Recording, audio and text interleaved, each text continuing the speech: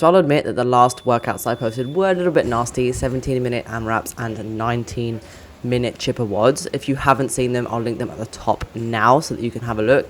They were nasty, I'll admit. So today I thought that I would bring you something that's a little bit less nasty in that it's just as fast as possible. So you determine how long the workout is. So if it takes you 20 minutes, then it takes you 20 minutes. But if it takes you less than 10 minutes, then it takes you less than 10 minutes. So I feel like I've been very kind with this workout. So to be fair, it's a bit of a killer workout. This one is a bit more like it's strength, endurance, mental toughness, and a little bit cardio-y, in that it starts with an echo bike and ends with an echo bike. But I'm just going to break it down and make sure that you're prepared to tackle it with confidence and that you're ready to absolutely smash this workout.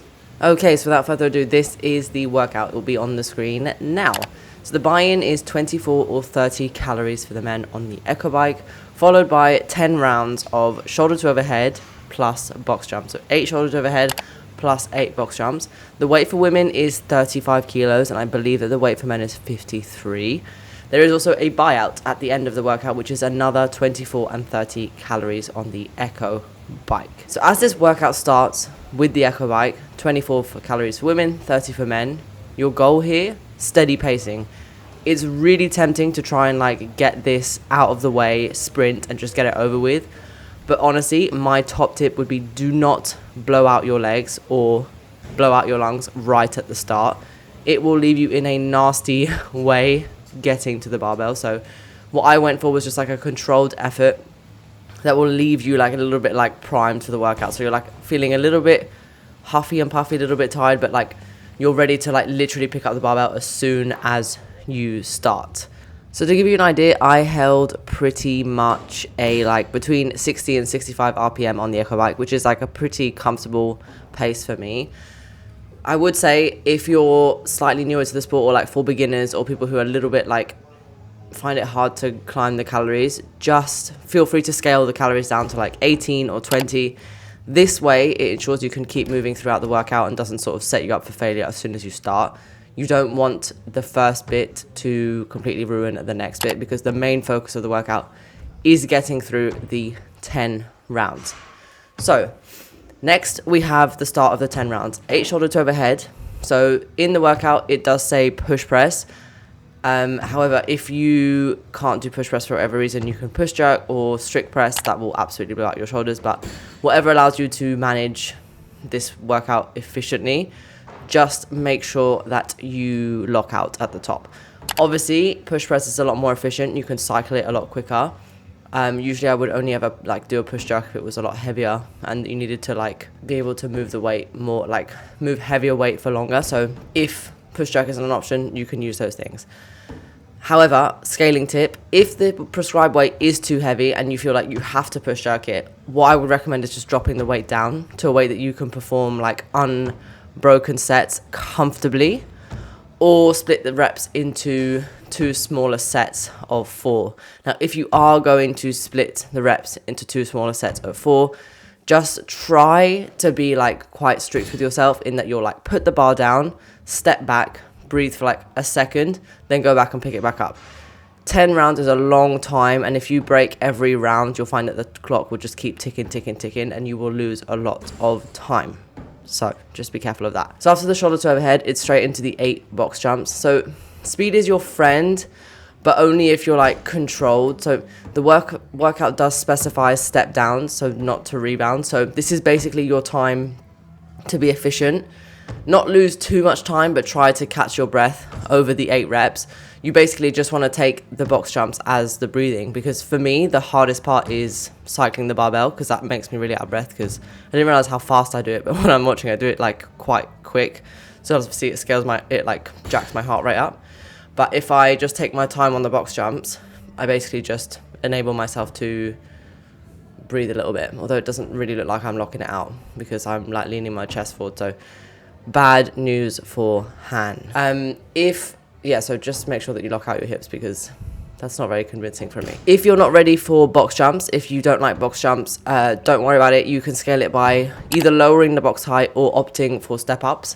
Whenever I do any box jump movements, because I am so tall, I do just opt for the higher box, just because otherwise I feel like I'm cheating, because I'm taller than most people, so I just always use the high box because it's just like, I feel like it's the proper option for me. However, if you don't want to do box jumps, or if it's too high, lower the box, do step ups, whatever makes you feel more comfortable. So to be honest, by the middle of the round, this whole workout is all about pacing and transitions. You want to try and minimize the rest between movements.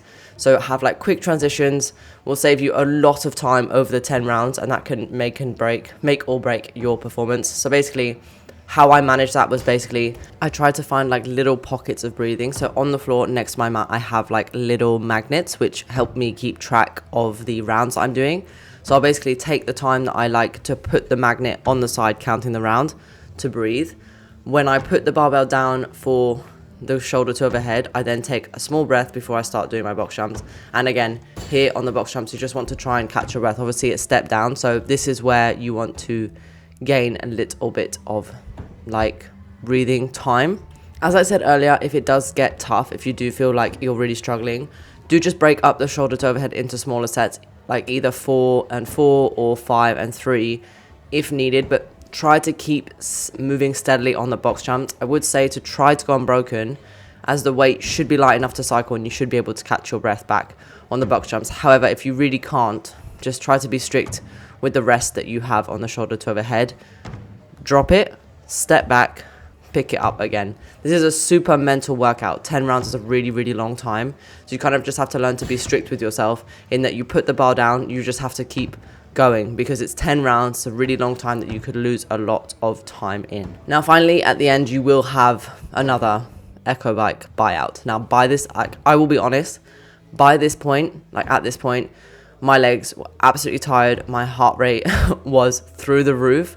But this is where your mental toughness needs to kick in, and you need to kind of pick a pace that you can try and maintain and push through the finish. I always have a rule that whenever I have to get on a machine, I always just start out slow, like give myself like 10 seconds to just sort of like get into it and then push harder. So when I first got on the bike, I was at like 60, 65 RPM, and then I think 5 or 6 calories went by at that, and then I was like, right, I need to just finish this. So ramped up to 70, 75 RPM just to finish it off.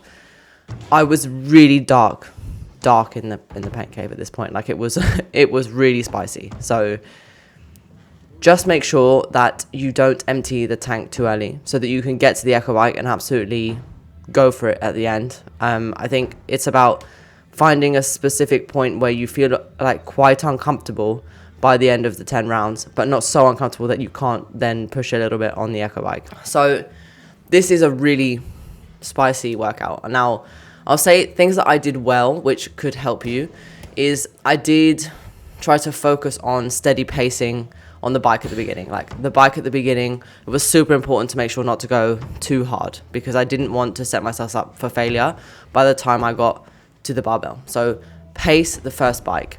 Now, the shoulder to overhead and the box jumps, it is 10 rounds. That is a lot of rounds. So what I would say is take the first 5 rounds in your stead, and then depending on how you feel when you get to that 5th round, that is when you either start pushing on the gas or just try to keep a steady, controlled movement just so that you can finish the 10 rounds. Now, the transitions are also key. As I said, 10 rounds, the transitions have to be fast. Just try to think of it as like the few steps that you have between each movement. That is where you have to catch your breath back and just try to breathe. Just know that what I found with this workout is it doesn't get worse. Your heart rate kind of just like stays pretty level throughout and then spikes at the end when you get back on the Echo Bike. So just try to be okay with being uncomfortable and don't give up at all. Like you shouldn't give up. You can do it. Okay, trust me, like, I was worried. So by this point I looked at Ross and I was like, have I done the full 10 rounds? So I moved my last little coin over and I had, so it was really good. What could I have done better? Obviously, I think I could have locked out all of my box jumps. They do not look good and there will definitely be no reps in competition, so that is slightly annoying. I'm actually very happy with this workout and I'm very happy with my performance. I feel like I kept enough in the tank to get back to the Echo Bike and then go a little bit full send just to get to the end. So I'm really happy, and I didn't redline until pretty much like the last 12 calories. I felt like I was dying.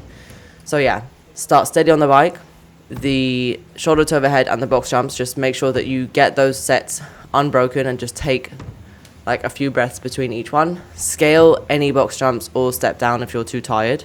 Like, don't be afraid to scale the workout just to be able to finish it. This is a really mentally tough workout, so if you get through it, that is really good. Keep your transition smooth and intentional. Be intentional with your transitions. Know what you're doing. Like, be conscious of the time that you're taking, because that will help you feel rested and recovered. So that is today's workout. It actually took me 11 minutes and 10 seconds, which I thought was really good. I was really, really happy with it. I thought it was a really great test of like muscular endurance, being ready, being uncomfortable, good conditioning, and great practice for transition efficiency. I suck at transitions usually. That is my downfall, in that like I just don't like taking, like I usually take a lot of time between transitions, so it's good to have these kinds of workout to practice. Let me know in the comments if you try it, how you scaled it, or how you might have strategized differently, or if you liked any of my tips. Don't forget to like this video and subscribe, and hit the bell for more workout breakdowns and tips, because I will be doing a lot of them in this coming year, and I'm super excited to share them with you guys. I feel like this is going to be a really good year. These workouts that we're doing with Proven, I feel like they're a really good balance of strength requirements, conditioning requirements. I do feel like I'm finding myself a bit more in all of the workouts, so I'm really, really happy to finally feel like I'm kind of getting back into my groove. So I can't wait to share more with you guys. Thank you so much for watching, and I'll catch you guys in the next video.